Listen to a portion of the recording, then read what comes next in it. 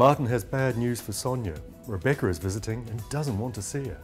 And probably worse, their girl has turned into a ghoul. Sonia and Martin unite to try and sort out their gothic horror, who's in trouble at school, and Martin's hopeful he can also unite with her mum. But it looks long odds when Sonia and Tina kiss.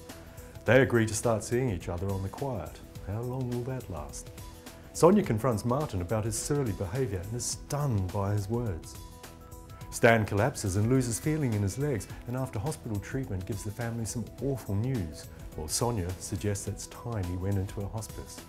The idea is eventually agreed, although Stan immediately falls out with his roommate. Later, Cora visits, and Stan decides to propose. What will she say? Donna complains about Fat Boy, but later tries to make it up with him, and the odd couple bond, particularly after he drives her to a hospital appointment. Pam arranges a birthday party for her in the Vic, and Fat Boy launches into trouble-making Martin when he tries to kiss Donna for a bet. And Shabnam's upset when she sees Kush buying flowers, thinking he's moved on. She confronts a drunk Kush at the Vic, and he makes a big confession.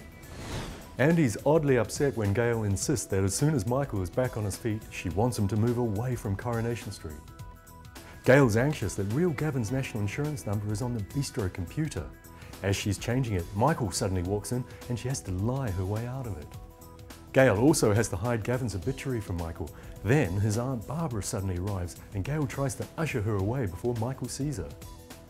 Gail's week gets even more complicated when she walks into the Rovers to find her 14-year-old granddaughter Bethany back and boozing with Andy.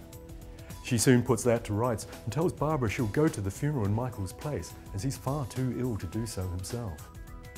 Elsewhere, Callum and David start mediation over Max, and David's highly unimpressed when Gail gets on so well with Callum's mum. And Sinead's devastated when Ches agrees that Joseph can go with Katie to Portugal. Can he really wave goodbye to his son? David Metcalf takes the law into his own hands when he can't bear Lachlan's lack of remorse over what he did to Alicia.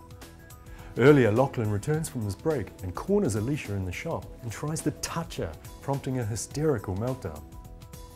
David bundles Lachlan into his car after their exchange and drives him to an isolated barn. Lachlan taunts him further until the red mist descends. Will he hurt him? Chrissy, meanwhile, is horrified when she discovers evidence on Lachlan's laptop which proves Alicia's not lying. She then has to decide whether to report her own son to the police. Tracy's feeling distinctly used by Andy and she storms off after a row at Sarah's school play. He breaks down when he sees Katie's photo on a school wall and Diane persuades him to move in with her.